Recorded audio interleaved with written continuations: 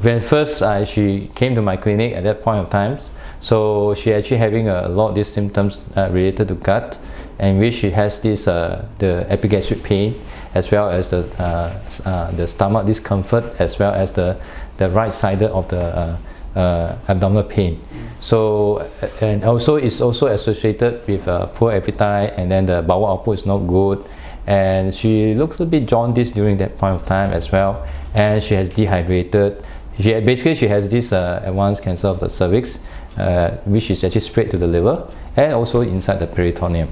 She having this diabetes as well, and also the high blood pressure, and also she have this low energy. She very lethargic, and because of the cancer itself, and also have this liver inflammation at that point of time, and also the gastritis as well. Yeah, so because she have poor oral intake, and then whenever she eats, she has problems, she can't digest, and the gastric pain goes up after that she eat. So I try to treat her problem.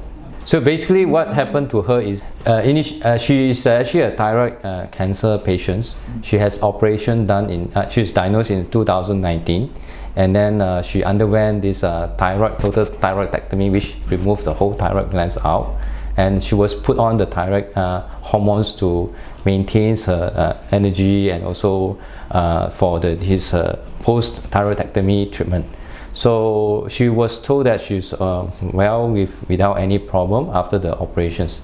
Somehow or rather, she subsequently in 2021, she basically presented with some intestinal discomfort. Then subsequently, because of so pain that she actually had to underwent this operation, right? Yes, yeah. Because I was actually even bleeding at that time. Yeah, and then she has been bleeding, and then through the gut, then that's why they had to go for emergency remove.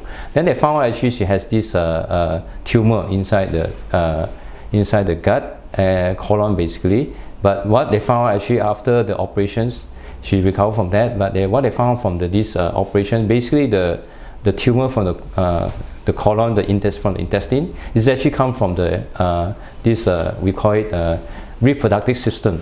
Then subsequently they found out actually is originate from the cervix. That's how they diagnosed that actually is cervical cancer for her. And subsequently they did further investigation, found actually there's actually a spreading for this cancer to the around the peritoneum as well as in the liver. That's how she diagnosed to have cancer in KPJ, and then subsequently referred to IKN for further treatment. Yeah, that's right. So then at that point in time in IKN, because she was diagnosed advanced cancer, and that actually they plan to do chemo and then to see what she can do next, and she searched us and she looked for other combination therapy or other alternative treatments so that she can help herself.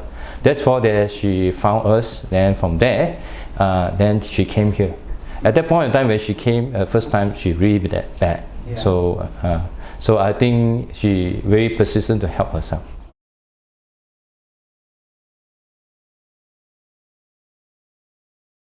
Okay, you see, a person who have cancer, there always is a root cause of the problem. All right, so they won't come just the cancer just come by itself. Cancer basically is a mutation of your normal tissue to become a cancerous tissue. So why mutation happen? Okay, then we come back to the question is why the genes is mutated.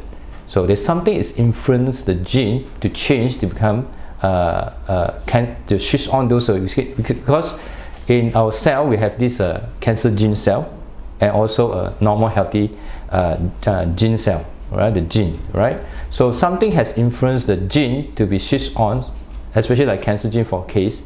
The genes, the cancer genes were switched on because of the environment. What kind of environment? Her microbody environment, as well as the body environment. So if the body general environment actually is not right, for example acidity, or something that like for example like mutation due to all this heavy metals exposure. So what happened? The genes, this cancer gene is actually being switched on. When you switch on the gene, then what happened? The cell itself become mutated, become cancer. So by doing this, by this changes the influence within the gene itself, then that's where the cancer become arise. Even though she get the thyroid cancer, then subsequently she get another cancer from the other part of the body. It's called cervical cancer. Yeah. So the thyroid cancer, it basically is actually influence of the through my investigation to her, is actually basically she has a combination of problem. But one thing is actually she has is actually exposure to the heavy metals. So because I found from the investigation, she actually exposed the heavy metals, quite a number of heavy metals that actually quite toxic to the body. That actually is the root cause of a problem, one of the root cause of a problem.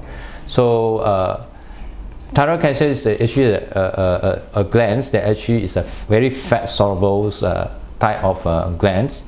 So they actually absorb a lot of these nutrients, or including the toxins that actually is fat soluble. So what happened is, if she expose a lot of this heavy metal, for example, mercury a lot. So for example, her case is, so what happened is this mercury will cause a lot of irritations as well as inflammations, and also they can cause this mutation happen to her cancer, to her this normal cell, eventually become cancerous, and that's where she formed this thyroid cancer. And then if the body is not able to fight against the cancer, then the things grow. So that's how, there's one of very possibility that she has on the previous years when she start to diagnose this thyroid cancer. Yes, you remove it, but you haven't removed the root causes of the problem. When you haven't removed the root causes of the problem, the other organs, like for example, so cervix is another organ tissue which is also beside the muscle, they also can deposit a lot this those like heavy metals can cause the irritation. All this eventually there can itself with a low immunity on top of that, then cancer can form and they can spread to other part of the body. So from my finding on her investigation for her body, she really have a lot of this toxic substance, especially heavy metals in her body. When I do detoxifications to investigate her from her body, is she has high load of these heavy metals. So high load of heavy metals, besides they can cause inflammation and mutations, of course they can also cause the immunity to be low, and the immune system cannot fight back, like for example infection, including cancer. So these can subsequently accelerate other part of the body to form cancer as well.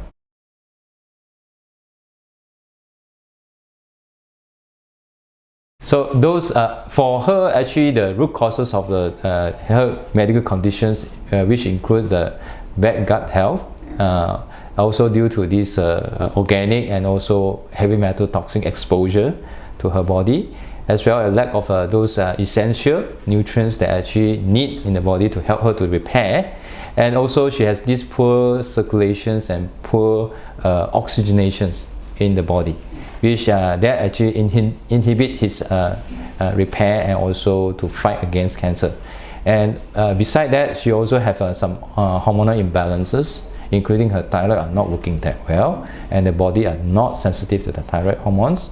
And she also have these mitochondrial dysfunctions. This is typical for cancer patient, because the mitochondria is actually not, it has mutations which lead to the cancer formation as well. This is one of the root cause of the problem as well. She also have this, the chronic mental stress due to the family issue that actually lead her to having this chronic fatigue, as well as the hormones imbalances lead to the disease. And beside that, of course, she lack of exercise, which actually had a poor circulation and all this, which is one of the cause of her problem.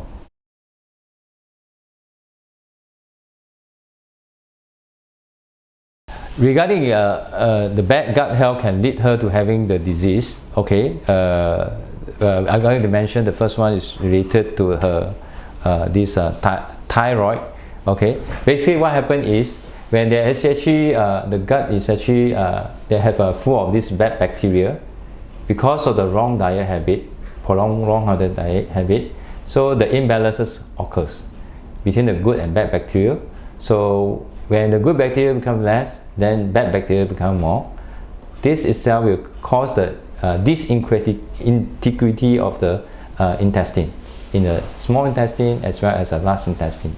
So bad bacteria start to grow, then what happens is this will cause a lot this we call it the unhealthy healing in the gut. Unhealthy? And unhealthy healing of the gut. Okay. So and then it cause damages subsequently. Okay. So and then this will lead to the leaky of the gut.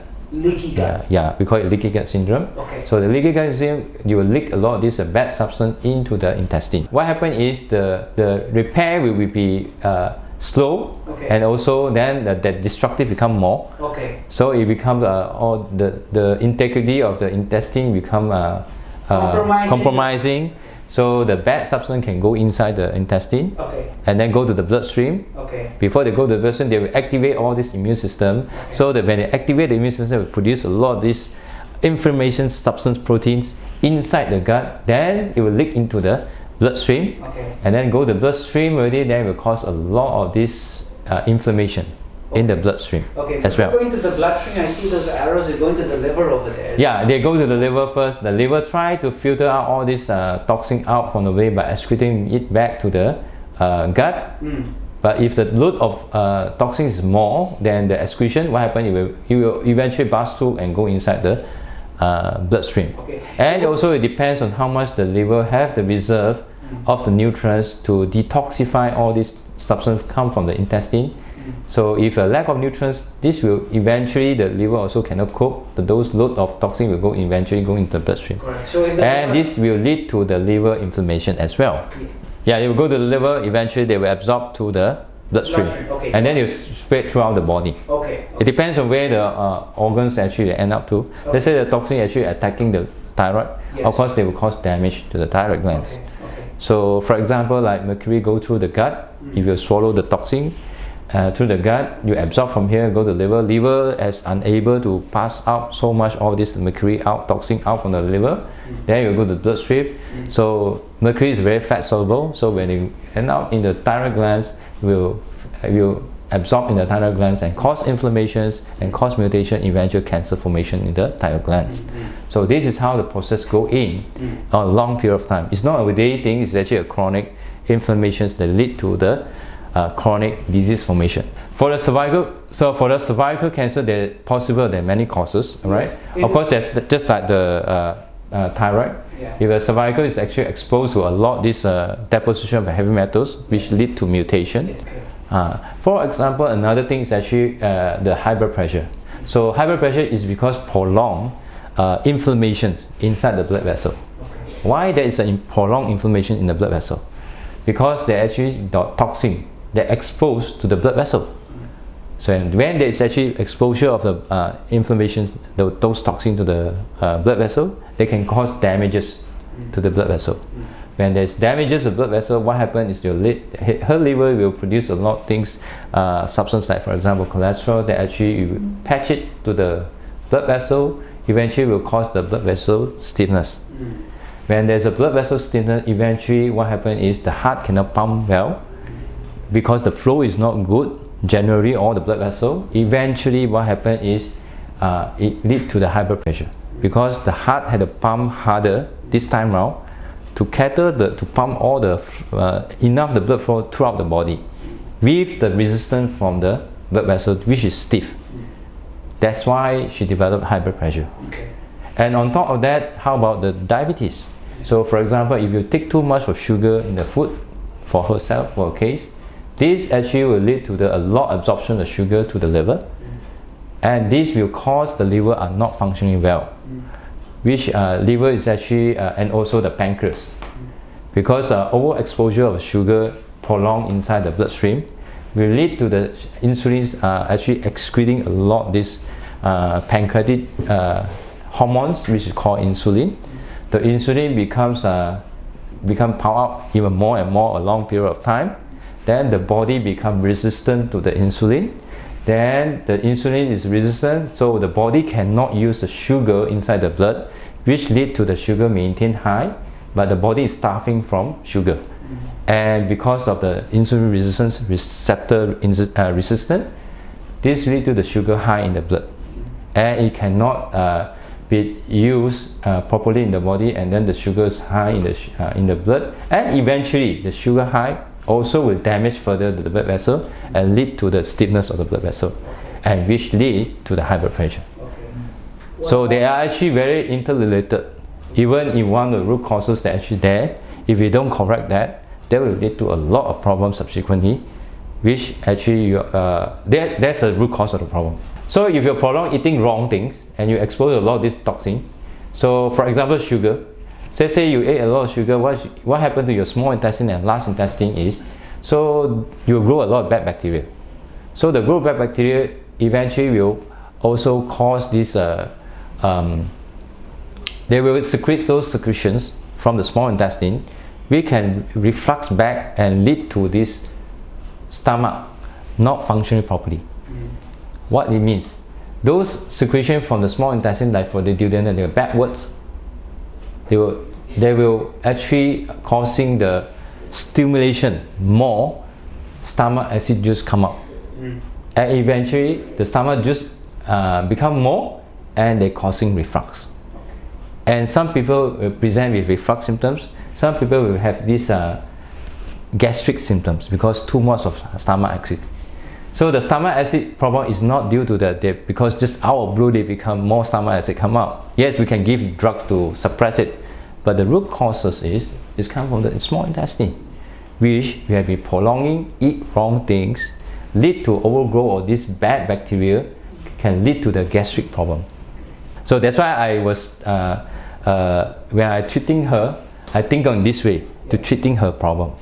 Instead of giving her more gastric medicine, yes, you can suppress the symptom, but actually her root cause is actually from the small intestine and the large intestine. So we have to tackle that problem instead of just focusing on suppress the gastric juice.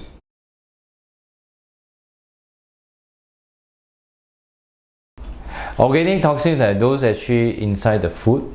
They will spray those pesticide and herbicide on the plant or on the vegetables or fruits, so that they actually can maintain, so that the insect won't bite them, and then they can yield more crops. So then they don't follow the date, how many days down the road they should spray before they can harvest. They do even a shorter time, so they can maintain the freshness. That looks like they're so beautiful, this plant not being attacked by any insect or any damages. So this itself will lead to a lot of this retain this pesticide herbicide inside the food, especially like vegetable and also fruits, which is spray on that. They haven't degraded. Then if the person who take this will lead to the disease. In fact, it's actually the heavy metals basically come from environment, air pollutions, water pollutions, soil pollutions. All this is actually related to what the industrialization doing. There are some food coloring and also food additive, which is those actually who are doing illegal way. So they put in the food additive as well as coloring. Yes, that you can get the heavy metal from that. So for heavy metals, okay, for example, if a food they contain a lot this mercury, lead, all right, contamination. So you eat that, then what happens is you absorb to the intestine. This will cause inflammation in the gut, damage the gut, cause a lot of inflammation, and then of course you absorb to the liver. Liver try to get rid of it as soon as possible, but if your body are not produced for like her, very likely her liver are not doing well job. So what happened? All this toxin, heavy metal will absorb through the bloodstream, and then it will spread throughout the body. But they like it. One of the places is actually like, for example, thyroid glands, which is actually full of fat. So the mercury will, or other heavy metal will end up there and cause inflammations and damage, eventually cancer formation. So let's say they switch on the bad gene, the cancer gene, then of course a tumor will form. If the immune system not working that well to attack it, they grow even further, cancer formation. The same thing as the cervical area. If let's say there's actually inflammation because of the infections, the immune system not working well, the toxin accumulate there, of course eventually they become cancerous because mutation can happen at anywhere in the body. As long as the toxin is going to the body, they can end it anywhere. It depends on the microenvironment of that particular organs. If the microenvironment is suitable for them to cause mutation and also cause cancer formations, That's where the cancer is grown. Metastatic disease is a bit different. What happened is, let's say for example, the cervical cancer she has, the cancer is formed there already. The immune system is just warring up, try to wall up, but they are unable to, because why? The cancer is actually have one feature, what we call is angiogenesis. What is angiogenesis? Basically, it's actually the cancer tissue will secrete certain chemicals and proteins to attract any new formations of the blood vessel towards them, so they can grow bigger. So this is how one of the features of the cancer is. So when they want to grow bigger, during the process of growing bigger, they also got certain cells want to migrate. So when there is new blood vessel formed, some of the cell is actually ready to migrate to other places. So they go into the bloodstream. Okay, they go to the bloodstream and probably they stay dormant, or they are not. Those that stay dormant means they're hiding. What they do is actually they hide like a normal cell, but they are inside genetically they are actually cancer cell. So this genetic mutated looks like a normal cell, but they're actually flowing inside the blood. Then the immune system cannot recognize them. They can't kill them because they thought, oh, this is a good guy, so we're not going to kill you. So let you be, we give you a pass. So they can flow anywhere of the body. Alright, so one of the places that if let's say they end up, for example, a case, this we call it circulating tumor cancer cell, actually flowing inside the blood from the cervix, then so they will seeding into the liver. That's where a lot of this blood vessel is there also in the liver. So they turn up, oh, this is my good environment for me. The microenvironment actually suitable for them to grow as a cancer. They were sitting there first, then they start to have angiogenesis, means they grow new blood vessel again, and then they present like a cancer.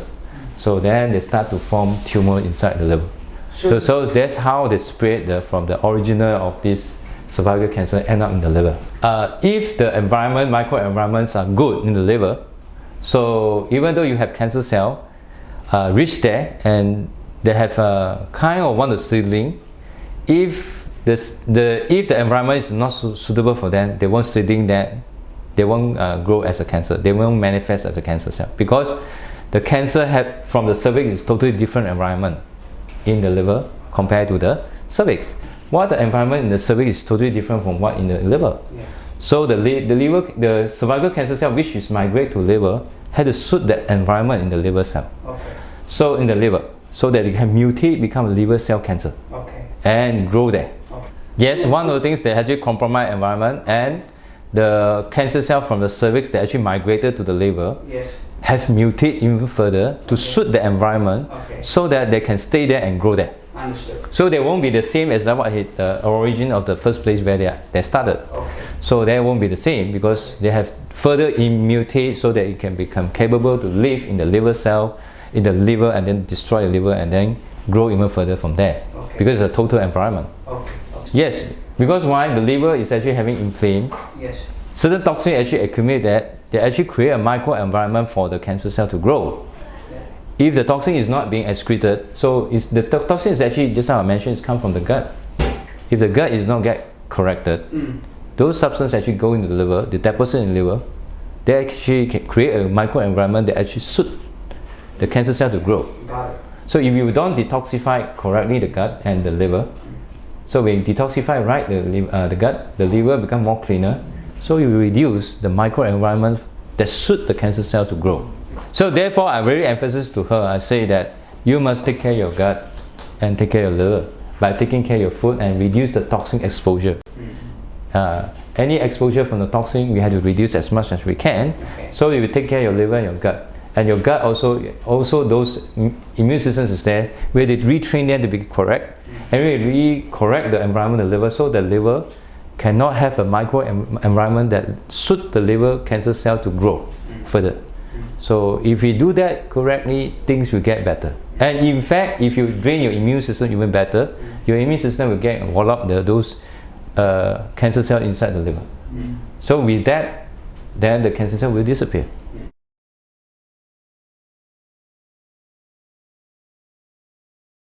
One of the things that actually most commonly lack of the current modern age of nutrients, essential nutrients, for example, the vitamin C is one of that.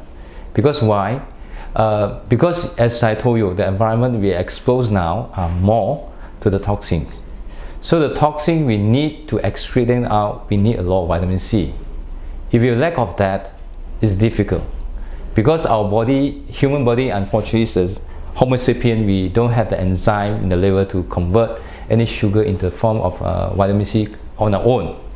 Not like certain animals, most animals they have that, but human beings lost that ability. So this will cause us having lack of vitamin C in our body. So vitamin C become an essential nutrient that we need to detoxify, number one. Number two, we need the vitamin C to also to help us to fight disease.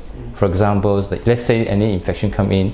So what happens is the vitamin C is a very essential for our immune system, because one of the immune system, our immune system need a lot of vitamin C when there is a virus or bacterial infection come in. We need that as a bullet to help to kill the bacterial viruses. So if a prolong of vitamin C deficiency, that itself will cause the problem. And then on top of that, we still need the vitamin C to our immune system need vitamin C a lot for killing cancer, right? We know that actually cancer is quite common nowadays. The modern day, we expose so much toxin, mutation happen, or the environment is not good, pollution so much. So vitamin C is very essential for this tackling the cancer. Okay. So if you want to prevent cancer, vitamin C is extremely important, and I would say that one of the very important nutrients that we have to look into it. Besides actually we know that actually vitamin D, which is new research I found out from, which actually is another one of actually essential to help patient. For her, it's actually I would like to touch about the vitamin C, because she is a really lack of vitamin C. Okay. So because of a prolong of this bad diet for a long period of time, from my history taking of her dietary history taking, as well as a subsequent follow-up, which actually I found out. Right? So what happens is prolonged vitamin C deficient, which is one of the essential nutrients. So what happens, you lack of vitamin C, you eat a lot of this wrong food, they cause damages, you need the vitamin C to repair the gut. The gut lining is one of these very essential nutrients that you vitamin C. If you don't get enough, you make a lot of hole, you can't heal the hole in the gut. And beside that, the vitamin C also reduces the inflammation causing by toxin. So if you don't have that, you have more inflammation in the gut. So another thing is the liver. Liver need vitamin C to detoxify. You lack of vitamin C, the vitamin C is not enough, liver cannot detoxify. And if you have more toxin, then what happens? You need more vitamin C. So the liver will become more damaged and not working that well. So beside that, you are talking about the blood vessel, is still the healing. Besides, we need the cholesterol to patch on it. We need vitamin C to restore the integrity and also the smoothness of the tissue inside the blood vessel. If you lack of vitamin C, you can't heal. What happens? Your blood vessel becomes stiff, and more cholesterol will stick on it and causing the stiffness further in the blood vessel and lead to blood vessel disease like high blood pressure. Because prolong of vitamin C present inside the liver, that actually the liver don't get vitamin C, the liver cannot do the job properly. So what happens? More toxin actually accumulate, then more inflammation, more damage. So you create an environment, the toxin can accumulate there, where the cancer can go there and grow. But if you have enough vitamin C for a long period of time, that will reduce the microenvironment that led to liver cancer formation, because even the cancer cells will go there. I don't have the environment, I can't survive there. So I will migrate to somewhere else. So get the point, the things why it's important. I give vitamin C to you, right? Okay. She also lack of vitamin D3. So one of the cause of this, as we know, the vitamin D3 is actually essential for the immune system to fight against cancer. So she has a tremendous lack of vitamin D in her body due to the lack of sun exposure, as well as I think her clinically, she actually, even though she exposed to sunlight sometimes, but the thing is she can't generate enough vitamin D3 for herself to fight against cancer. Because one of the cause of this immune deficiency, especially those patients who have cancer, they actually have prolonged vitamin D3 deficiency. The body have to build the vitamin D from the food into the D2 and D3 subsequently, and this D3 is actually very important for the immune system, and it's actually it's a signal to the immune system so that it keep a good immune system in the body. If you lack of that for long term, the body can't build, or you lack of exposure to sunlight, you can't build that enough. This itself is actually become a crucial root cause of this cancer formation, and the immune system not working well, and eventually the immune system can't kill cancer, and cancer can grow. She has a lot more other things actually deficiency. She also have from my clinical point of view, she have this glutathione deficiency. She also have this also selenium deficiency. She has other deficiency, those micronutrients which actually lead her to have a problem to detoxify heavy metal which she is exposed to. All these small little micronutrients, as well as deficiency of these even certain macronutrients, lead her to have this problem. That's why she become over a period of time of this cancer exposure, because of this disease, she become slim down, her emotions not good, energy is low, all this essential. That's why she's losing weight when she has this advanced cancer, which I had to build based on her condition, and give a proper plan when to give what to give in the order, so that she can build out along the way. This is very custom made, because it's actually not everybody will use the same regime that I use for her. So during that time, I really do a lot of this custom made nutrient therapy for her. Eventually, she able to rebuild back herself. Then when her rebuild back herself, her immune system get better.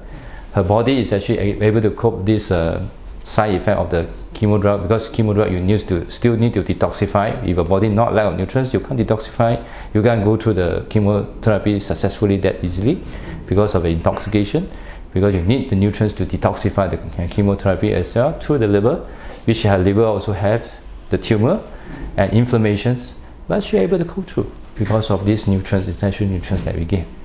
That eventually she able to go through the chemotherapy for 6 cycles without big those side effects, and she also recover from that, and at the same time her body can fight against the cancer cell.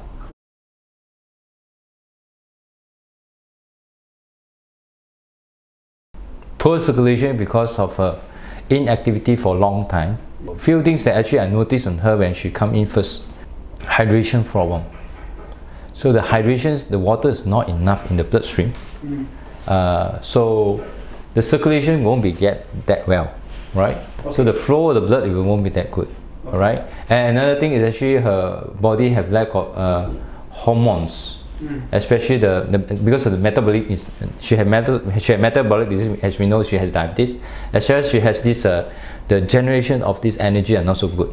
Okay. So the generation energy is not good because the body cannot use oxygen that well, because there's actually mitochondrial dysfunction. Okay. So that itself a lack of partly because of the lack of oxygen.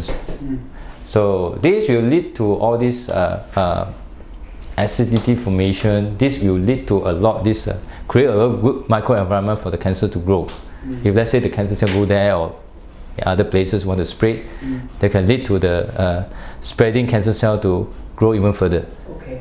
So with the kind of environment can lead to acidity because lack of oxygen. Of course, for example, like liver, can lead to the cancer grow in the liver, and as well as other part of the body. Okay. And also the poor circulation, because circulation with lack of water, lack of hydrations, then the flow is not good. There's a lot of acidity, a lot of substance, the waste product cannot come up through the liver and through the other like kidney out from the body. A lot accumulate all this bad substance, waste product from the tissue, and this will create even further acidity and further environment for the cancer cell to grow. So and with this, the immune system are not working that well as well. Okay. Right? So we have to tackle the circulation matters, the oxygenation usage in the tissue, which is very important for the healing. And also for the immune system to work well. Because if you have poor circulation, immune system can't reach the place they're supposed to fight. And also, if you don't have a good oxygenation, the tissue in the immune system also not good, the oxygenation not good. They are not going to do their work to fight against cancer, to kill off the cancer cell. Also, they enhance the degeneration of the tissue. Those tissue, they're supposed to die, they don't die properly. So what happens is, those tissue, they age, eventually they will mutate, become cancerous. So we have to tackle the circulation and oxygenation. If we don't do that correctly, of course, those aging cell, you're also waiting time to become cancerous.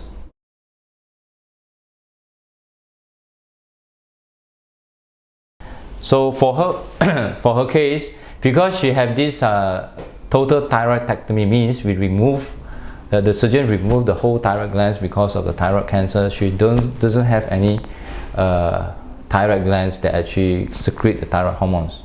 So she has this thyroid replacement therapy using drugs.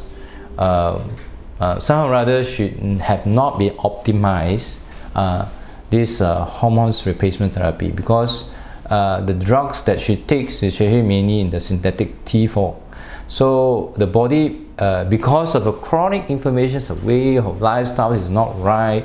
So what happened is, most of these thyroid hormones, T4 that she takes, may not convert to T3, which is metabolic, the body can use to do a lot of things. Because in every cell that we have, the body need this thyroid T3.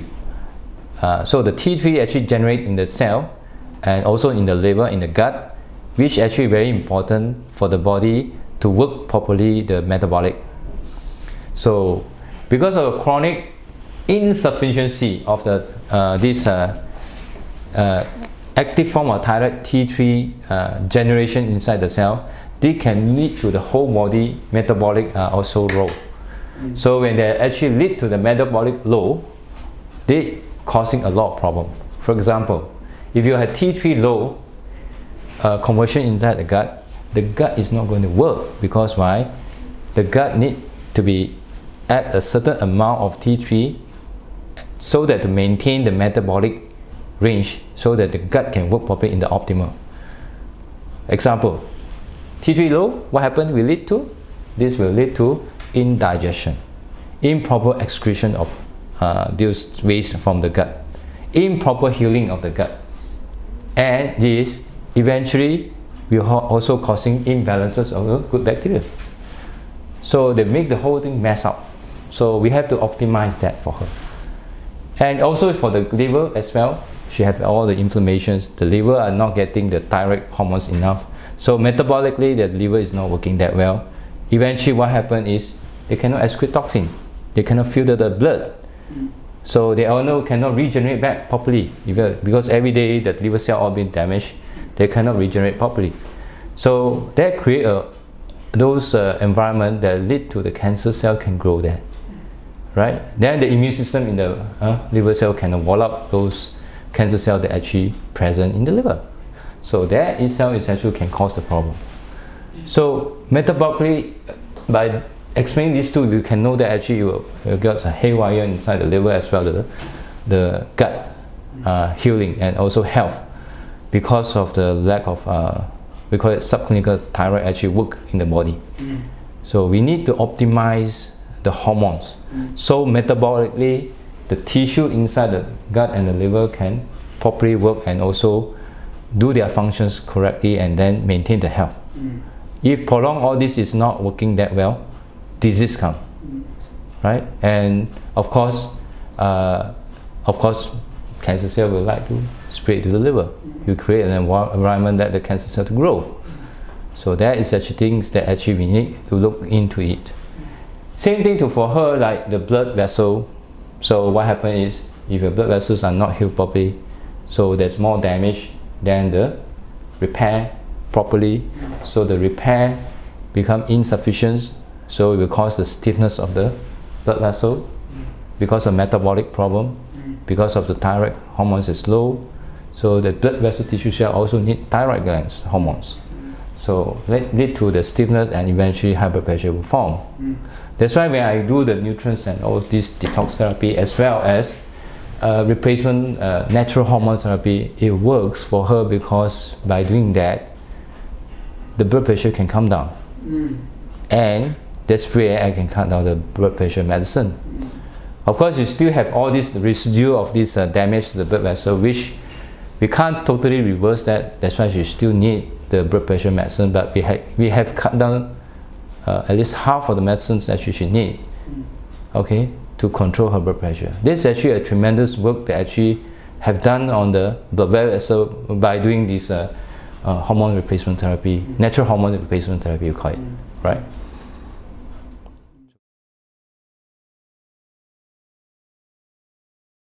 Okay, what is mitochondrial? Mitochondrial, basically every cell that have mitochondrial. Depends on where the cell is. Let's say heart have more mitochondria than other cells, okay? So liver have more mitochondria also, right? So the mitochondria have their own genetic beside the DNA inside the nucleus. So if the mitochondria is, because mitochondria is actually an organelle, we call it the organ within the cell itself, which actually they generate energy. So if the mitochondria are dysfunction, the dysfunction can be due to external toxin come in, or they themselves are not so good genetically, or they are not repairing properly. So what happens is there are dysfunctions. When these dysfunctions happen, so the general energy is not using the oxygen, are not optimal. So what happens to the cell?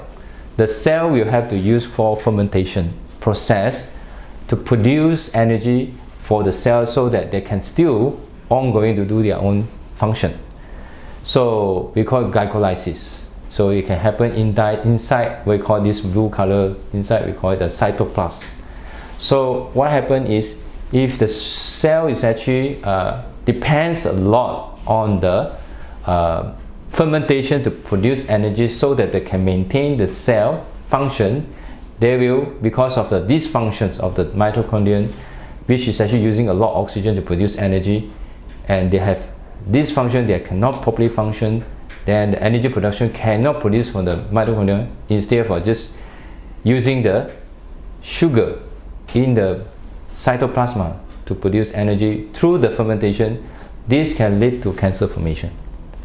So prolonged, because if this is not working well, this will lead to a lot of these genetic changes happen to the tissue and lead to this cancer formation, right? So mitochondrial dysfunction is one of the root cause for cancer formation. Beside the mutation happen in the nucleus, right? So, and because all these metabolic substances a lot, which actually create a lot of free radicals inside the tissue, the free radical will also damage the DNA as well as many other parts of the body and eventually cause mutation. So this is one of the root cause for cancer.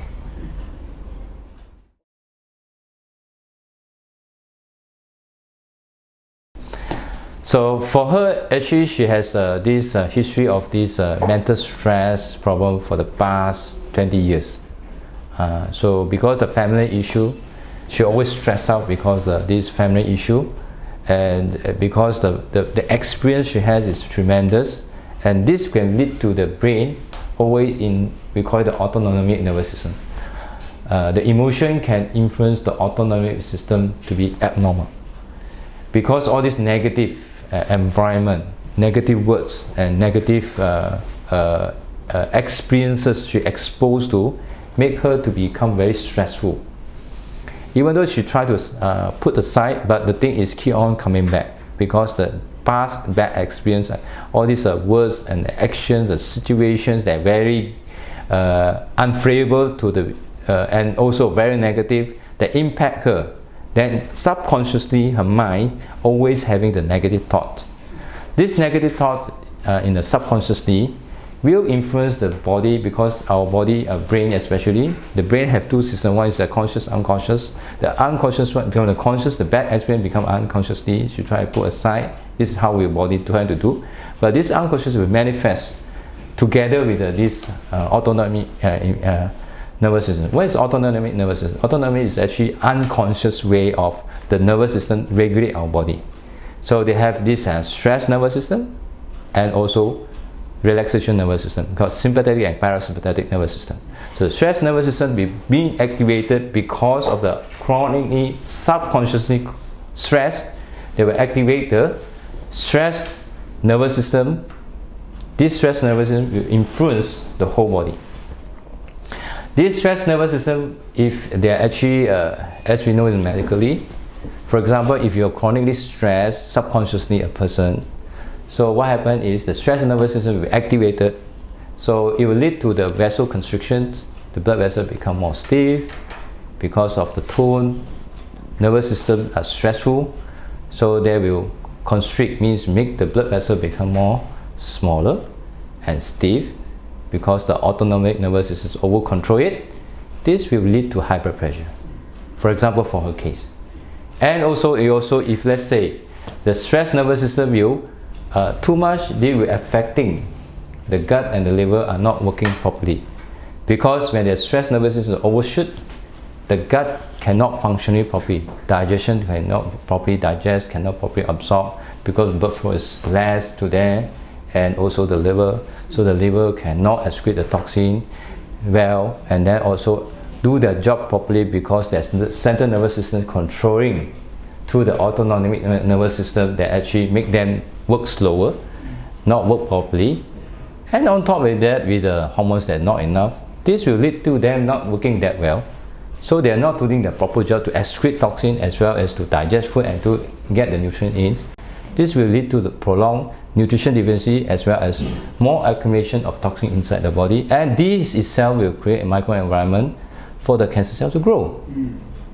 So it's actually very interrelated to our system. We are in a whole piece of the body. It's not just working on the cancer cell, want to kill it, yes, of course, but we have to work on the back of the system. Why people are actually getting cancer?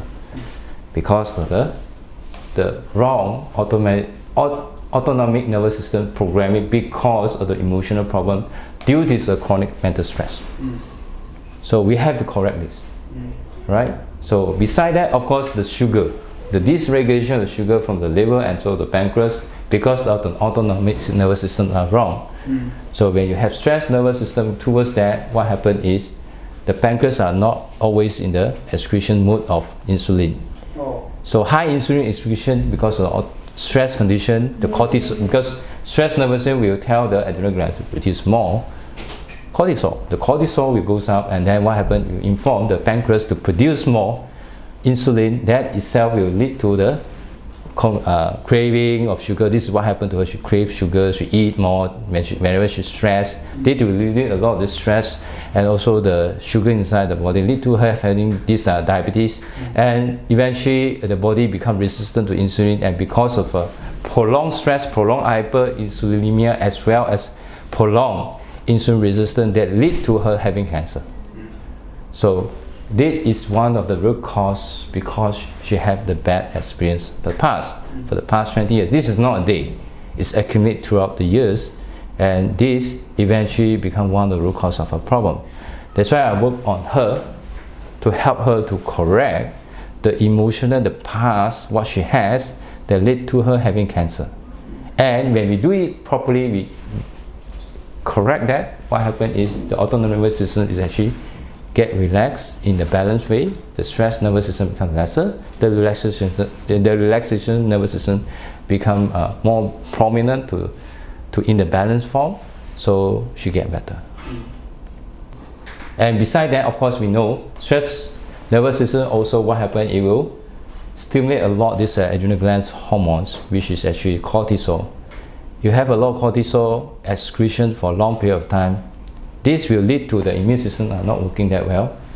So immune system become less activated and less working that well. The immune systems are actually dysregulated, and then they cannot fight against cancer. Even the cancer is growing in front of them. And they become paralyzed, they don't kill the cancer because of all these hormonal imbalances due to all this stress nervous system override them.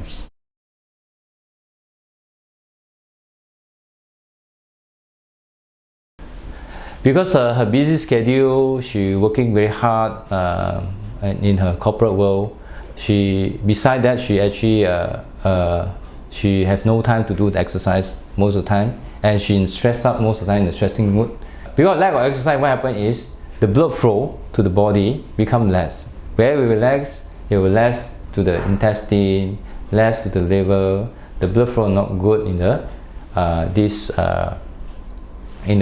blood vessel, including arterial and many other organs. So it will cause a stagnant of all this blood. Some of the, especially those microenvironments, actually lead that have to the cancer can grow. The blood flow because not good. Then create more acidic environment. That itself actually can lead to the cancer to grow and spread. Because as we know, when you do exercise, they actually can produce things like endorphin, dopamine, all right, and serotonin as well.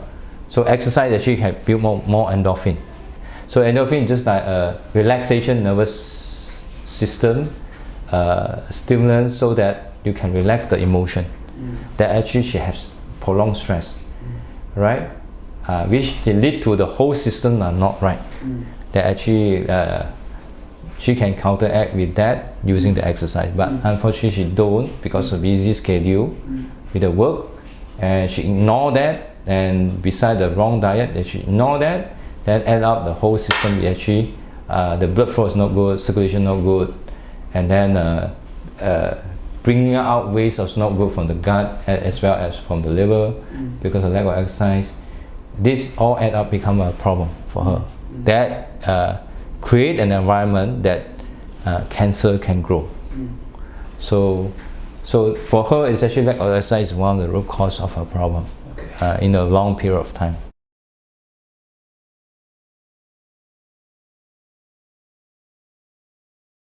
So there's two parts here. What is integrated and also holistic treatment.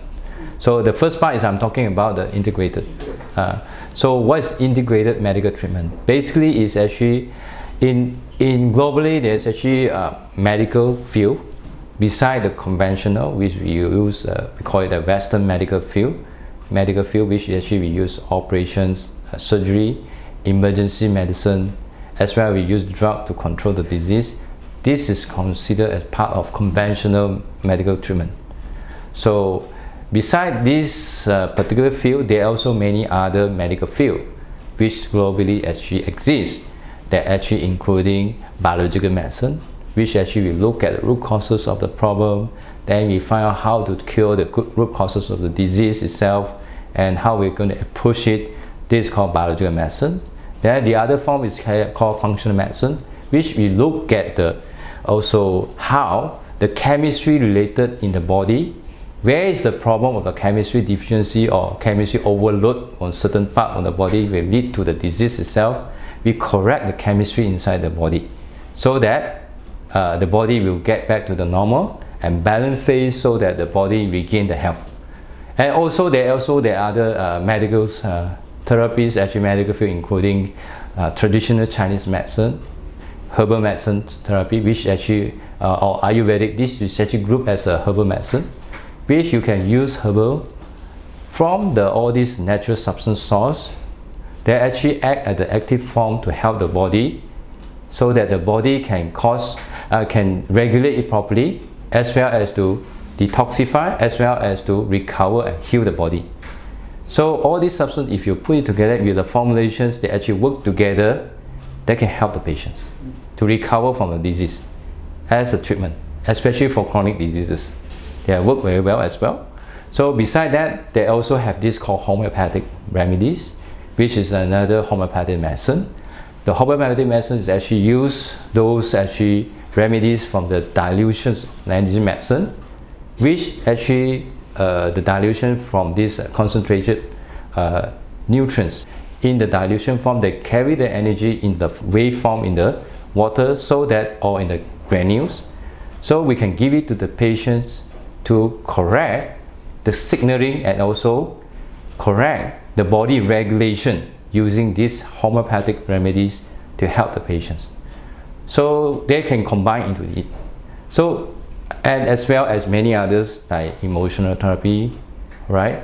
Cognitive therapies, which is actually correct the emotion and thought process, to correct the mindset consciously and subconsciously, right? Can use this method to correct the mind and body soul, so that the body cannot be override too much of this stress nervous system that actually act on the body that lead to disease. This is another way.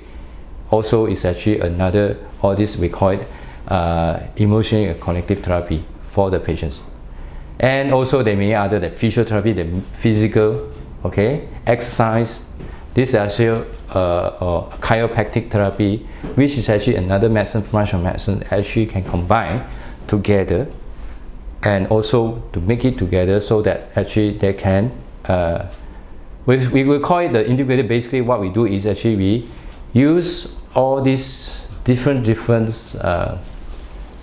medical therapy from different field, the goodness of each field, to put together so that we reduce the blind spot of each branch of medicine that actually and in filling up the gap of each of these medical therapies, so that you get the optimal outcome for the patients. So the integrated doctor should be learning many ways to help the patients, so that all this can put together, or they incorporate together with many others, physicians at many fields, and the knowledge, so that they can help the patient using this combination therapy to give the best outcome. Instead of use one particular way, like I come from the medical conventional medicine, we just say that, oh, only the operation is the only way for this to treat the cancer outcome, to treat that. Yes, we can do that, but if we remove the cancer, how about healing part? So the healing part, the conventional cannot be doing that much, so we have to look for other medical field which filling up the gap, so that we, for example, we use a functional medicine, we use herbal medicine, we use homeopathic medicine, as well as nutrition medicine and food therapy medicine, so that this can heal the patient well after the operations. So it's actually a combination of the therapy to fill up the gap of the blind spot of each branch of medicine. Yeah. So if you can pick up all the good benefit of each field, put it together, you give the best outcome to the patients. That's called integrated medicine. So come back, what is holistic treatment? Holistic basically is a way how we look at things, right? Okay, in the medical field, even in the conventional field that I actually come from, we can look the part of a person as a patient as a whole, or we look at the part of the patient by part. So for example, if I'm specialized in a certain field, let's say for heart and the blood vessel, so the doctors will tendency just look at the one part of it, the heart and the blood vessels. So the focus is good because they're specialized, they go into it, they go very details, and they know what procedure going to do it, and then what not, and what's the outcome, what the things that you can do, the procedure to help the patients. For example, so they can put the stent, they can help the patients, that's very good. But if you just focus in one point of the system, but you neglected the other system that actually work together with this system, the heart system, for example, the lung as well, and also the gut actually work together with heart. As we know now, actually newer science have come in, the heart is talking to the gut is talking to the heart. So that is things that actually will forget. If you don't see patients as a whole, then we will become a missing blind spot for a doctor to help the patients.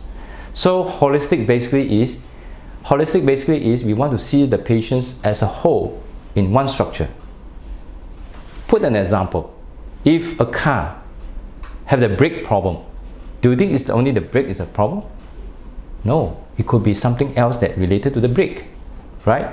So maybe the pedal is actually a problem, cannot brake, that may lead to the brake problem. So it's a look at it more holistic way, the whole system very interrelated to the break. Same thing to the human being. We had to look at a person as a whole. For example, just I mentioned, the patient is eating something not right for a long period of time. Of course, they will get the blood vessel disease because there are a lot of toxin absorbed from the gut. As we know now, they can absorb in that those bad protein absorb into the gut. Then they will cause this free radical productions. The free radical production from the gut, they actually all this substance absorbed from the gut. Then they lead to this lipid peroxidase, means oxidation of the fat. Then oxidation of this cholesterol happen. Then they stick in the blood vessel, cause blood vessel disease. It starts from the gut. So we had to look at the holistic way instead of very narrow-minded. Oh, because the cholesterol is sticking there, we just settle the cholesterol sticking into the blood vessel. Where this cholesterol, oxidized cholesterol come from? It's come from the gut. So we had to look for the gut to settle the gut problem. Instead, just go and put the stent and open it up. So we had to work more holistically instead of just look at the blood vessel narrow.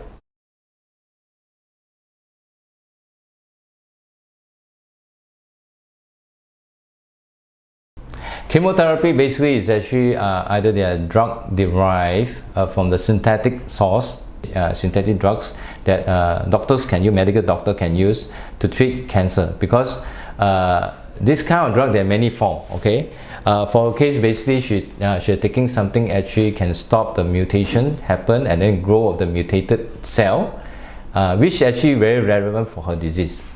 So that's why, and because she's advanced cancer, she needs this agent to destroy those mutated cancer cells. Of course, when you do this cancer therapy, this chemotherapy, of course, she has some side effect also on this normal cell, like hair loss, which actually, and also the poor appetite, which can be overcome with other combination therapy. So chemotherapy is essential for her for at that stage, because she's having advanced cancer. Which I fully agree with the oncologist to put it together to help her, so that she can destroy those cancer cells fast and recover with my combination therapy that actually can lead her to have a better health in the long run, and to prevent relapse of the cancer cell. The only thing she has is fear on this chemotherapy. As we know, many of the people also, patients also afraid of the chemotherapy. Yes, I do see that. For her particular case, I would say that combination is very suitable for her. When I talk to her, I really encourage her to go. But before she go, because her condition is not so ready, I prepare her ahead of time, bring out the immune system, bring out the nutritional status, and correct the hormones before she go for the chemotherapy, so that she can undergo this chemotherapy successfully without any big side effect that she had to go through.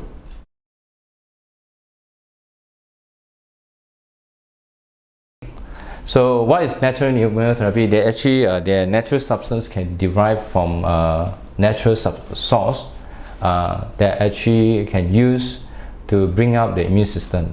So for example, like nutrients actually derive from plant source. Okay, right? It's like curcumin is one of that. Actually, we can use actually as an immunotherapy to help. One is actually to increase the immune system and to fight against the cancer, and also it helps to bring out the immune system to fight against infections as well. And it can act on the beside that also, it also help to reduce the mutation happen in the cancer cell, especially for like her case, which is very suitable for her. Then we use it and we're able to help her. So to reduce all these cancer formation as well as destroy the cancer. So it works well together with this chemotherapy, which actually we combine together to help her on this.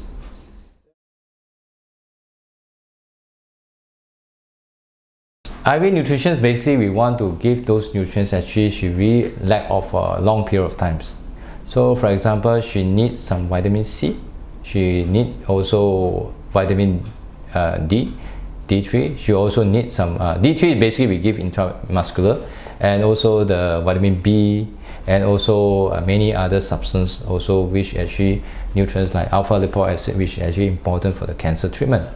So the body cannot build out enough, or in fact, that for example, body cannot build out vitamin C, right? So we had to give back fast, so that the body, especially when before she go for chemotherapy, body is so lack of, we give some vitamin C back to her, as well as vitamin D and also others, those micronutrients that actually, because lack of this micronutrient, and to lead her, the body have inflammation, and the inflammation make her the immune system not good, and the body is breaking down. So we had to correct the nutrients that actually should lack of fast. So IV nutrition is a faster way that we can correct that. By doing that, giving the proper IV nutrients according to the lack of what she has, then the body has less inflammation, less breaking down, faster recovery, immune system goes up, then get ready for her to do the chemotherapy, become easy. Because why? The body now are ready to cope with the chemotherapy that come in, so that the body don't have much side effect. Even during the chemotherapy, they should get this, we also get that. She get the chemotherapy, and then we give the nutrients to support her, so that reduce all the inflammations that subsequently ongoing inflammation because of the chemotherapy, and reduce the side effect because we want to protect all these normal cells that actually maybe being affected by the chemotherapy, and this will help her to recover fast, and she can go for subsequent chemotherapy which has lesser side effect. By doing this combination therapy, that will have a better outcome for her. This is what happened to her when we do together, and that actually helped her a lot. Even before chemotherapy, during chemotherapy, and even after the chemotherapy, they're actually helping her a lot to regain her body condition, so that the body is able to recover fast with all the deficient nutrients that she has, and subsequently the body will get healthy back again and recover from the disease.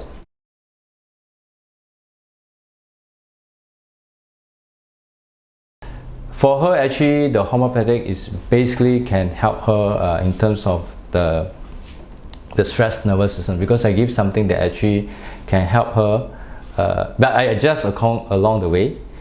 Two things I do on her mainly. One is actually the immune system, because homeopathic medicines actually can help to regulate the immune system to become correct. Certain pathway actually wrong, we can correct that by giving the homeopathic, which actually the other field of medicines cannot be done. For her case, actually it works very well. So when I give something actually to regulate the immune system correctly, the immune system can detect cancer, then can kill the cancer properly. So homeopathic actually fill up the gap of which the nutrition, the herbal therapy cannot be done. And in fact, they enhance the treatment of them, and also it enhance the medical therapy from the conventional side. We give chemotherapy.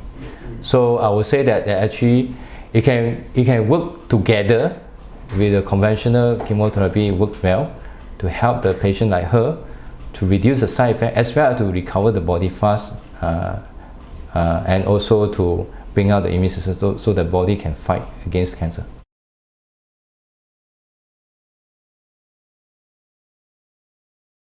Okay, what is detoxification therapy? Basically, detoxification therapy, basically the main aim is actually is using any method that actually we can, either from a natural source or some devices or some method, so that the body can enhance detoxifications through our system. There are five main organs that actually we can detoxify. Just as I mentioned, lung, liver, with gallbladder, intestines, including the small and large intestine, as well as also to the skin, sweating, and of course in the Chinese tradition we understand that actually can detoxify through the uterus, which is through metastasis. So there's actually all this method actually we can optimize to help the body to detoxify. So it's a kind of which is also part of the biological medicines to understand how detoxifications can use to as a healing process. So for her actually, Rashida basically is why I very emphasize for her detoxification therapy important for her, because one of the main root cause of her problem is actually because like she exposed all these heavy metals, which actually lead to her having this inflammation, chronic inflammation, and lead to all this cancer formation in her. For her thyroid gland cancer as well as cervical cancer. So this really lead to her this inflammation chronically that lead to this spreading of the cancer in the liver and also the peritoneum. Yeah, including for her high blood pressure as well as this diabetes, right? Diabetes and high blood pressure is also related to heavy metals as well as the toxin that actually accumulate inside her body. So detoxification, what involved for her is actually the first thing I do for her is actually we clean up the gut, because she has a lot of issue of this. As I mentioned, there's a lot of these destructions and bad environment from the gut that lead to this accumulation of the toxin and the bad substance which absorb to the body. So what I will do is actually to her during that time when she come, because the abdominal pain, and she has always have a problem of appetite as well as a problem of discharging stool out from the body. Therefore I help her to clean up the gut first, and then I try to heal the gut as fast as possible, and also to increase this healing process by reducing all this inflammation inside the gut. By doing that, she passed a lot of this bad stool out during the process, and with the nutrient therapy as well as the detoxification therapy, what happened to it? The gut heal fast. When the gut heal fast, less inflammation in the intestine, less absorption also those toxins into the liver, and I give those nutrients also increase the liver detoxification, and also herbs. So and with combination some homeopathic remedies, so that the liver can work very well, and then clean up the liver so that the inflammation in the liver become reduced, then the tumor not growing that fast. Then by doing that, then the liver can detoxify whatever from the blood that toxin from the blood. So by doing that, the liver able to do the job properly and able to absorb nutrients from the intestine to the liver and then into the bloodstream. So with that, the cleaning up the gut and the liver very important for her. I did for her for a period about when I do the when I first encounter her, she has this abdominal discomfort and pain, and then the liver is pain that time. So with the IV nutrient therapy, with the detoxification therapy through oral, she able to manage the pain, able to reduce to the liver as well as the intestine, and she recover pretty very fast. And then we can from there, then she reduce the toxin in the blood clinically from the blood test actually I did also. Then the inflammation is so much reduced, then immune system goes up with that. So by doing that, then we can proceed with this chemotherapy subsequently. So that's why she can recovered very fast within 2-3 weeks before the chemotherapy. We do all this detoxification therapy, and this make her to undergo the next treatment with the chemotherapy become easier, and that itself also reduce the side effect from the chemotherapy, because by that time round I told her, if you prepare your gut and your liver as well, because you need the gut and liver and also other part of the body, but these two is the main important organs that including the kidney. I also prepare her, I give the nutrients for the kidney to optimize the kidney functions, so that these 3 organs work very well to prepare her for the chemotherapy, because you need this organ to detoxify, right? So she listened to me, she do it, and that's why she recovered very fast from this the problem she has. And then all these 3 organs is working well, then we start off the chemotherapy, she has no problem. So even that after we started the conventional chemotherapy, she also undergo easily and have no problem throughout her process of this 6 cycle of chemotherapy, and she undergo very well, and then had lesser side effect, and she had no big problem on the whatever things that she has. And even with this continuous detoxification, we even can bring down these drugs to control the high blood pressure, the dose, as well as be able to cut down and totally wean off the medication for diabetes. So and with the proper monitoring, like blood sugar charting and also the blood pressure charting from me, actually, because I'm a medical doctor, I need to be evidence-based as well to do the things and to monitor whether patients really need the medication or no need. But in turn, that I noticed that actually by doing this detoxification, these patients are able to wean off even the diabetic medicine, because the body become even much better, because her liver is much better, her pancreatic also become better, and her insulin resistance also become better, because those substances from the body that actually lead to insulin resistance reduce by increase the liver and the gut and the kidney detoxification function, because those toxins actually inhibit. And also as we know that actually things like those we call it the toxins actually can cause the increase of insulin resistance is reduced, and with insulin resistance reduced, that's where the insulin sensitivity goes up.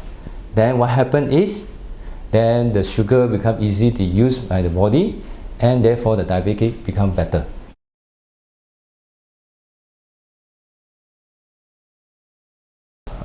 What is chelation therapy? Chelation therapy basically is actually you're going to chelate out those toxins, like for example, she is a smoker, so she also exposed to things like the plumbum lead a lot because of her habitual of smoking.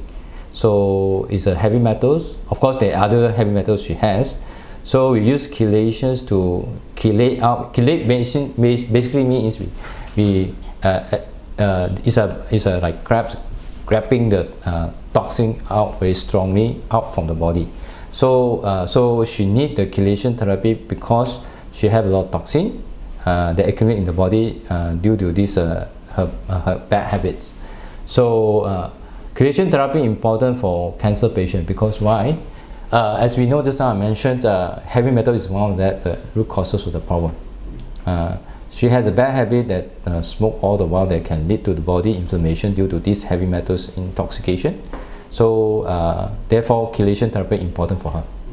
So how are we going to chelate things out? We know that actually for example, like lead. If a person who smoke a lot like her, the lead actually can cause accumulations heavy metals in many parts of the body, as well as like this mercury exposure she has also, which actually can lead to the organs that actually accumulate the toxin in the organs like thyroid. But anyway, she removed thyroid already. Of course, many other parts of the body having these heavy metals beside the thyroid glands.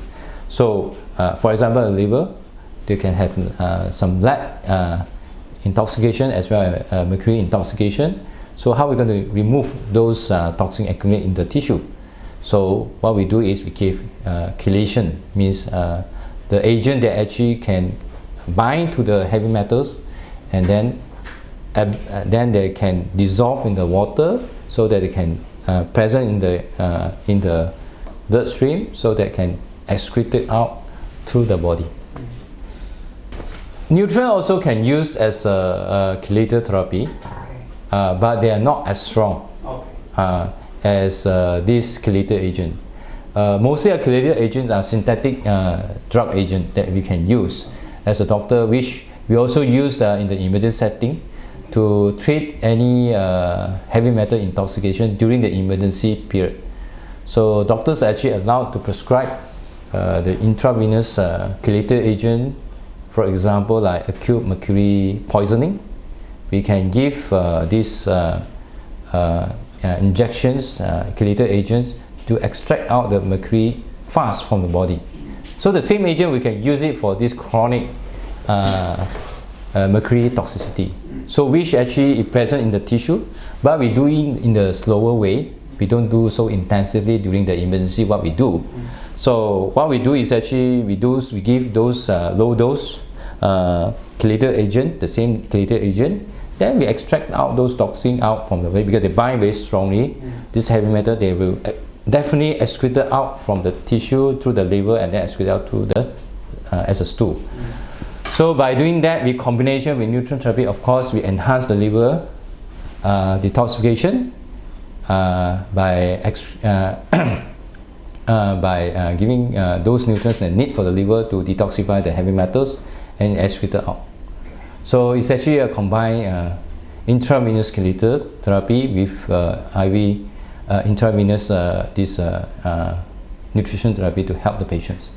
So to optimize the heavy metal detoxification out from the body, when there's less heavy metal in the body, less inflammations, less mutations, the tissue get well and then tissue can heal, right? And in fact, the immune system also get better because the immune system also intoxicated by the heavy metals.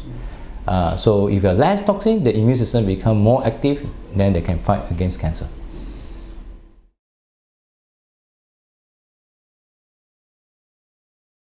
So what is bioidentical hormone therapy? Basically, the hormones that we use, doctors, we can use either we use the synthetics or bioidentical. Synthetic basically is actually not identical. The hormones that we use synthetically, actually we can use to treat the disease that the body deficient for particular hormone from particular organs. They're actually excretions. For example, for her, she's actually have this thyroid hormones deficiency because she has removed her thyroid glands. One option, we have two options as a medical doctor. We can give either we use the synthetic drugs to replace the thyroid hormones. The other things what we can do is use the hormones that are identical to the body, which actually exactly the body produce, the T4 and T3. For bioidentical, basically what we choose those these hormones which exactly the body produce, the identical. So this is called bioidentical hormone therapy. So because she has removed her thyroid glands, so the whole body is lack of thyroid. So systemically, the whole body actually in our body most, I would say, all the body cell need thyroid to function. If you cut off the thyroid glands, so the body lack of thyroid hormones, the body cannot function. So for her, we need to give back the thyroid hormones. All right. So what I give her is actually a mixture of thyroid, T4 and T3 and some other substance, which the body need. But of course, T3 important for her because metabolically the body need T3. If the body has a lot of inflammation, she cannot convert the T4 to T3 if you give too much of T4 for her. So the synthetic T4 cannot convert to T3 if you keep on giving to her. She not being respond to it well. So the body cannot build things, cannot excrete things, cannot generate energy if only give T4 for her. Okay, you see, T3 is important for you see if you get synthetic T3, it might not be, for example, the immune system in the blood. So the immune system, it might not working very well if you give a synthetic T4. Because why? The white blood cell, when they take up the T4, they might not able to convert to T3. Therefore, then this immune system might not working that well, and they cannot kill the cancer, right? So when they cannot kill the cancer, so it's still killed, but it's not so optimally and not working that well, right? So some of them might work, some might not work, some cells are not working, some cells are working. So we can't achieve an optimal result. So what we do is we give those identical hormones, which is actually to our body, like what we produce from the thyroid gland, which is T4. Then and also the T3. This identical the body needs. So what happens is when the white blood cell get this identical hormone in the form of T4 and T3, T4 can convert to T3 and the T3 can directly be used by the white blood cell. Then the white blood cell will active back again metabolically. Then they can remove the cancer cell easily because you're giving the optimal hormones that actually can signal them to work properly. If not, then it will be very lazy, they can't do. So you don't achieve the result you want. When you're talking about even the combination therapy with chemotherapy, you need that because the immune system has to work beside the chemotherapy to kill the cancer. The removal of this cancer cell is actually your immune system.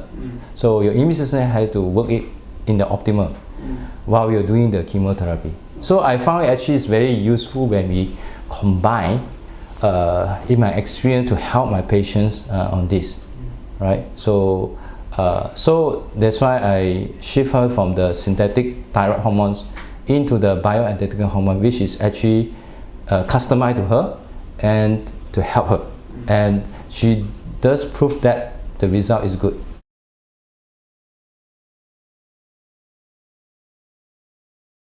Those minute and also small little of these nutrients, you might not able to give through the IV, intravenous injection. So that actually come from the oral. So therefore, those nutrients we had to give through oral. And the oral is some of them of these nutrients had to is a much better way using through the gut you absorb and then you get optimized. Okay. So therefore, a mixture of these oral concoctions and formulations that we need to give, but we had to customize accordingly to her. So we give accordingly. Because she's so lack of so much of nutrients and certain nutrients that are crucial for her. So we give her the oral nutrients, and that is actually help her to build out the body, and that itself actually build the body up, and then the body able to fight against cancer. So for example, like proteins. So she was lack of so much protein, the liver can't make up so much albumin during that time because of the livers are so inflamed when I first met her. So what I do is actually, besides I give her the IV nutrients to reduce the inflammation in the liver, but her liver need proteins to build up albumin. So what we do is actually we give those high contents of this high amino acid, which is actually protein to help easy the absorb. So this accustomed to her condition. So the this oral nutrients contains a lot of this amino acid, more complete amino acid she can absorb fast and can use by liver to build albumin, so that the albumin can use to build many things to as a carrier inside the blood, as well as to build blood cell, and also and so on and so forth for the even for the immune system that actually and also the carrier for the minerals that actually lead her to have a recovery and also healing. So therefore, oral nutrition is very important for her.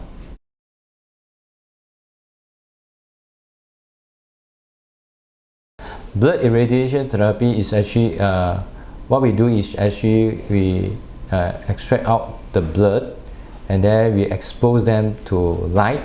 For example, the ultraviolet light, we radiate it so that this light actually can activate component, especially the white blood cell inside the blood. By doing that, the white blood cell become more activated. They are ready to fight against this disease, especially like cancer. And also, when you do that, also we clean up the blood, because also you can kill those viruses, bacteria which actually flow inside the blood. Because when you activate those blood inside using this light, the immune system goes up. The immune system can actually, those immune system being activated in the blood through the irradiation. When we drain it back, then the immune system, those immune system being activated will inform the rest of the immune system to fight against cancer because they're actually being activated by the light therapy. This is a form of a light therapy that actually very safe for patients to treat cancer as well.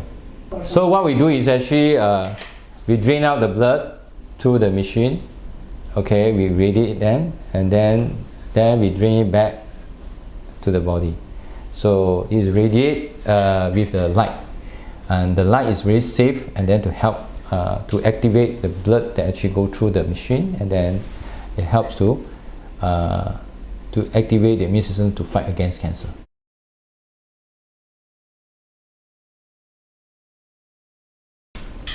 Oral herbal therapy. Oral herbal therapy is another field that actually in medicine, which fill up the gap of this conventional therapy as well as functional therapy as well as nutrient therapy, because the herbs is also come from certain plants or animals extract. They're actually also part of the nutrients, okay? But these nutrients are more specific and sometimes they have multi-actions. For example, like vitamin C have multi-function, right? So multi-functions like vitamin C can use for to build up tissue, to build up collagen, to stimulate immune system, and it's also act like antioxidants to reduce the inflammation in the body. And it also can use to kill virus and kill cancer cell.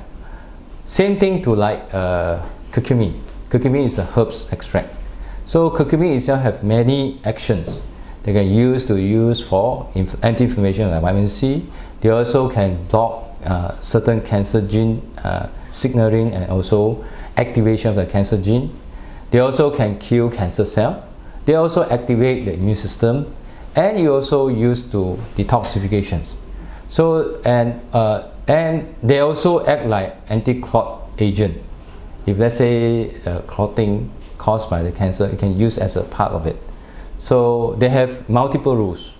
With one molecules and all this, not the herbs is not just one molecule. There's so many molecules. These many molecules you combine them, they actually have synergistic effect, and they fill up the gap of the nutrients therapy, which actually is also help to heal the body, because also they have healing ability. For example, the curcumin also can heal certain part of organ like heart, right? So we can use that actually a part of treatment, and it helps to reduce it also helps in terms of detoxification, because it helps, like for example, the liver recover fast and as well as can detoxify fast.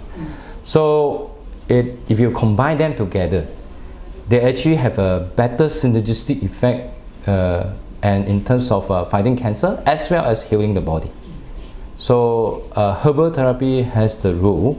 If a physician understands this, we're able to optimize our treatment to help the patients to recover fast, as well as we can reduce as much as side effect when we blast the patient with all this chemotherapy and radiotherapy. They can work very good hand in hand with all this conventional therapy or without conventional therapy. Both is very good and also very good result if we understand how they work synergistically together. In terms of a cancer treatment overall, which actually we are very understandable if you know that when you integrate this together with the conventional therapy, it works extremely well, which I see it in my personal experience with other patients. Actually is so great, right? So but we have to learn that putting that together, so accustomed to the patient's need and that condition.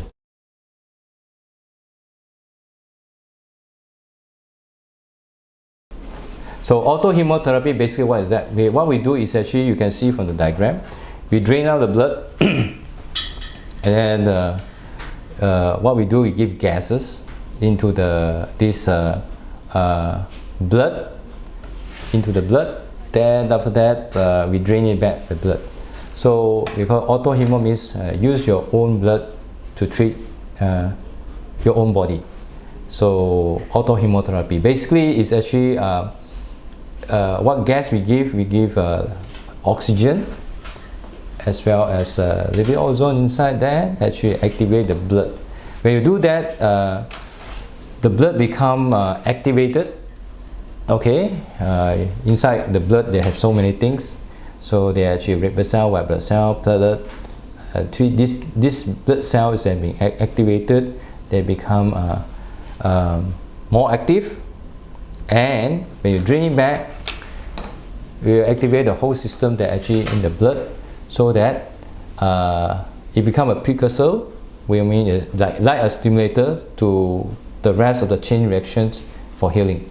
So when you do that together with this, I would say that this is more on the adjunctive therapy, which is actually very good when we helping the patients to recover, because it can induce healing.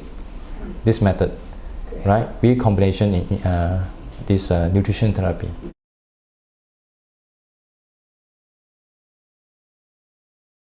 FIR basically is actually a simple term. It's called far infrared therapy. And here we use a customized way of doing this far infrared. So what we do is actually we tell the patients when they do the intravenous therapy with chelation as well as nutrition therapy, so they can go through this far infrared therapy together. This to enhance, because far infrared is actually another way to enhance the detoxification in the body through the surface of the skin, right?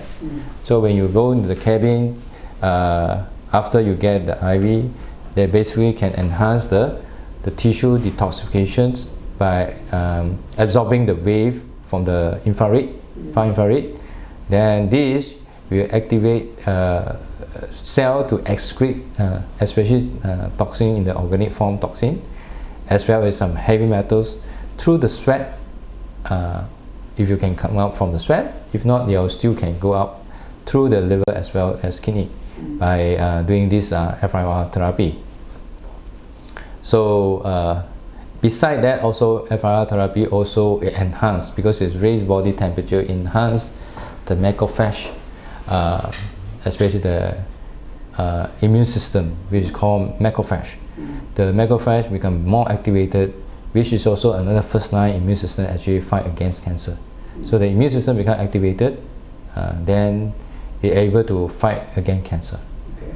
So it's actually when you put them together, it becomes really great tools to help patients, right?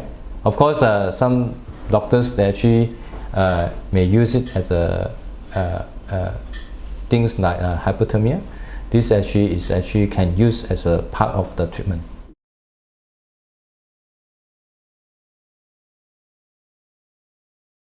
You see, when we take food, the food had to be in terms of wholesome, instead of here a bit, there a bit.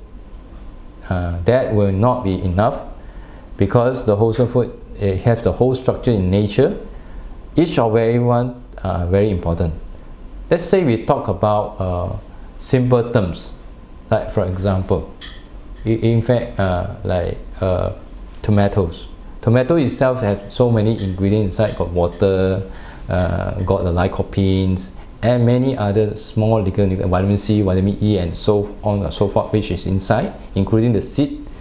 So if you eat the whole food instead of taking the lycopene alone, of course the lycopene, the extract is good, but if you take the wholesome food, you have all the ingredients.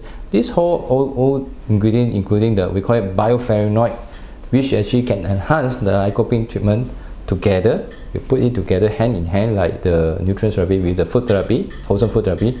They actually enhance the lycopene treatment as well together when you put the nutrients together. So the wholesome food is must as a part of the treatment for the cancer therapy, because they actually also include those nutrients and those micronutrients that, and also bioflavonoid and bionutrients that actually can help the body to recover. Number one. Number two is also it help the immune system to work properly. and heal the body. Because to heal the body, you need many things. It's not just nutrients. The nutrients from the wholesome food is important.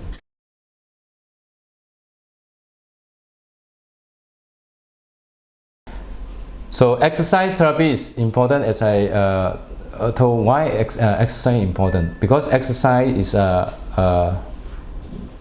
for her case is actually example is we know that actually stress is underlying emotional and the stress that actually affecting the brain, which actually activate those stress nervous system, which activate this stress that actually come up with the stress hormone a lot, and this will stress out the whole system that actually move towards that actually can cause imbalances in the body.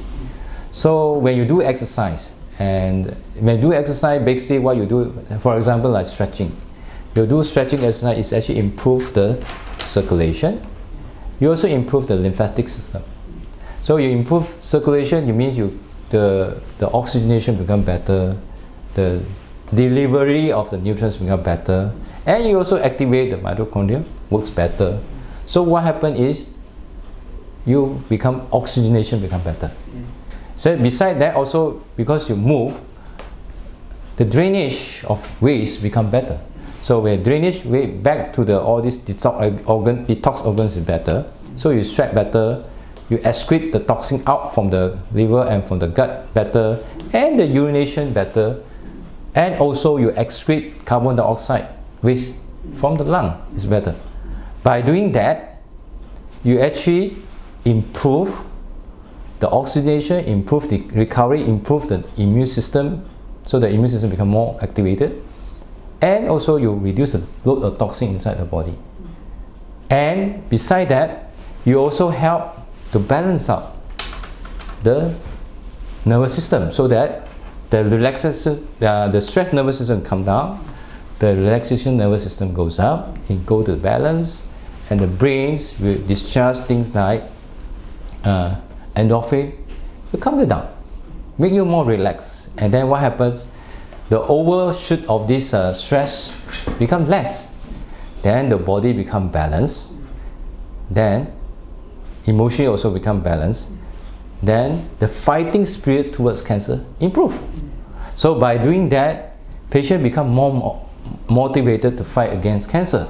Otherwise, they feel lousy, and that is not good. And beside that, exercise also improve the sleep. So when you improve the sleep by doing this, because endorphin is there, and the cortisol will go down, the stress hormone will go down, then the melatonin productions become better. So you will sleep better. When you sleep better, then the healing take place, the body become better. So exercise is another crucial things that the cancer patients must do to help themselves to recover them from cancer. So I really emphasize my patients to do exercise. Even that they're very sick, they do a simple stretching exercise, hands or leg, is enough. But we start somewhere. When you start somewhere, they will have a momentum to help them to move, and the chemistry will get corrected by itself, the blood circulation will get corrected in itself, the lymphatic system will get corrected by itself, the detoxification become better itself, and the immune system get better itself, and also the central nervous system get better itself. By doing that, it's actually improved so much in the healing of the body.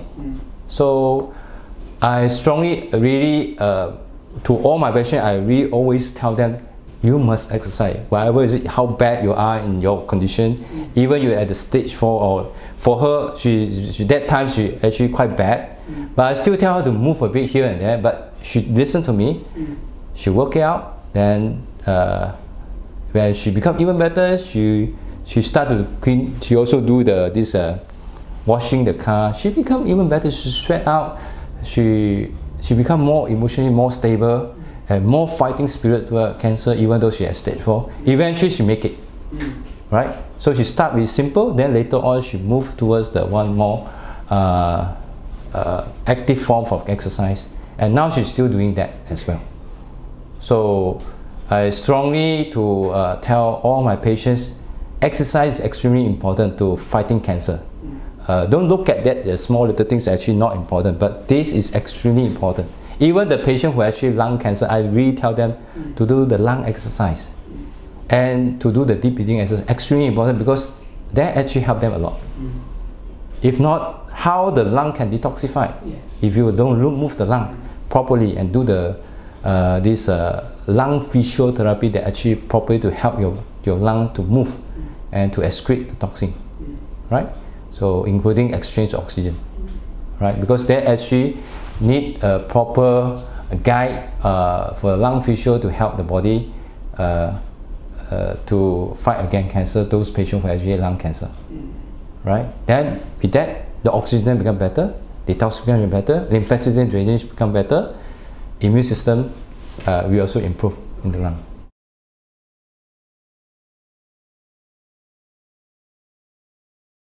I would say that actually her cervical cancer, in fact, we do follow up her with the scan from the IKN, and also we do also blood tests here, and we do the assessment here, and assessment from this IKN also. So what happened is her cervical cancer is actually the local manifestation of this advanced cancer, and in the peritoneums, and also the liver, the peritoneal organs.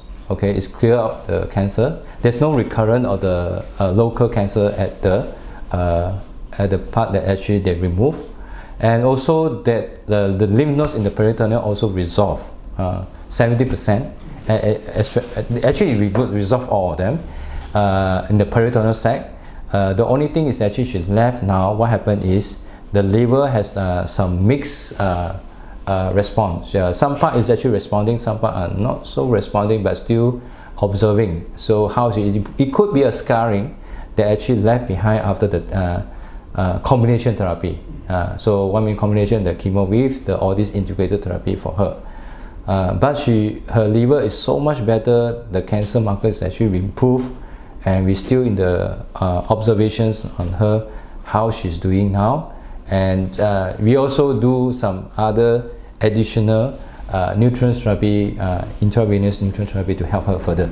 So that hopefully we can resolve all this residue that the cancer inside the liver, and by doing that, if all this is being resolved, she actually can out of this stage 4 cancer and this advanced cancer into the remission, bring her into the remission, and she can live a normal life like others. So we are actually targeting to do that, and we're helping her out now. So beside that, of course, all this combination therapy, her insomnia, she's sleeping problem resolved now. So emotionally, she is much stable now, and she's able to cope on herself. And chemistry, right? You can see her; she's very motivated, and therefore her energy improve, her insomnia improve totally. Okay, her high blood pressure is actually an additional point that actually we don't thought of that, want to help her for that, but she improved. Then the medication can cut down, right? In fact, she was on 3 types of medication. Now it's only cut down to 1 type of medicines with the minimal dose to optimize the blood pressure control. Beside that, we also take off the diabetic medication because the diabetes is really improved. Her blood sugar improves tremendously after we are using this combination therapy. Beside that, also her liver inflamed in the first time when we met her. It was resolved after about a month after the treatment. The gallbladder, in between, she also had this gallbladder stone caused the gallbladder inflammations. It also resolved with our treatment, totally with the nutrient therapy and herb therapy. And at that point of time, when they first meet us, she also had gastric problem, gastritis. So the gastritis also resolved because we had been doing this detox as well as nutrient therapy to recover her gut, and she followed very judiciously, and that's why the gastric disease resolved, and the whole body inflammations also resolved because of all this integrative holistic therapy. So it's actually we are like treating the whole body at many multiple angles, using many methods to help the patient, and patient work together with us to achieve this.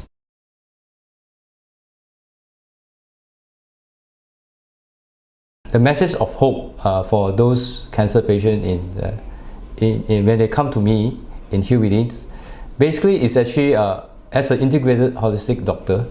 So what we do is actually we can see that actually if we use one method to treat the cancer, just for example, just using the chemotherapy, radiotherapy, and also operation. For example, just like operations. If we just remove the cancer, yes, we can remove the bulk of cancer out from the body. But what causing the cancer is more important also on top of that. Besides, so that we can reduce the recurrence of cancers that happen. I see that many patients, they just go for the removal of cancer without do anything after that, the cancer recurrence. Because why? The underlying root cause is not being identified, and they are not doing the corrections what causing the cancer. For example, the toxin is actually the one that lead them to form cancer, but they're not taking care of this even after the operations. So the patient have the recurrence of cancer, which actually has spread to other part of the body, in which one of the causes is actually the toxins in the body have not been removed that lead to the microenvironment that lead the cancer can form, which is not being tackled after that. So, as an integrated holistic way, that's the best way to combine all of them. Let's say we put together for this, like this case, she remove cancer, she do the radio and chemotherapy together with these detoxifications, and also remove the toxin from her body is one of the main root cause for this patient, for example. What happened is the cancer remission is there, even though it's quite bad initially, but now it's much better. And the other part of the cancers that actually spread to also shrink. Therefore, the patient have get the most optimal result. And at the same time, they have reduced the side effect due to this chemotherapy, and at the same time, she regained her health. Besides that, we are able to solve some of her chronic diseases, including the diabetes, as well her high blood pressure, which I able to reduce the medication, and even I cut off the diabetes medicine. And she has improved tremendously her health. So therefore, they actually is very interrelated. Therefore, I would say that integrated holistic way is actually the best ways to manage cancer therapy in the future. And the years to come, I would say that this suppose the future we want to see the patient to get the result. So I really urge everybody to look at this way to how to help themselves, besides just focusing in one way, but other ways to filling up the gap so that they can get the best out of it to help themselves, especially the cancer patient. Right? So they would like to have preventions in the future, not to get the cancer come back, as well as actually those who actually operations, they want to prevent cancer come back, as well as those actually after the chemo radiotherapy, they want to have remission fast and to have less side effect, or to have due to this chemo and radiotherapy, as well as to recover fast. All this, I would say that integrative treatment is much better in terms of in long-term outcome for the patient, in terms of their quality of life, in terms of their pain relief, in terms of all these complication due to this cancer disease itself, is actually much able to improve by using the integrative holistic way. So my message is, I hope everybody understand this, including doctors and physicians, and also healthcare workers who actually work together with doctors like this, the integrated and holistic way, so that the benefit is for them, for the patients, so that we can give hope to them, so that they don't just no hope and then they cannot survive because of the words of cancer. With that, I hope I can convey the good message to all of you.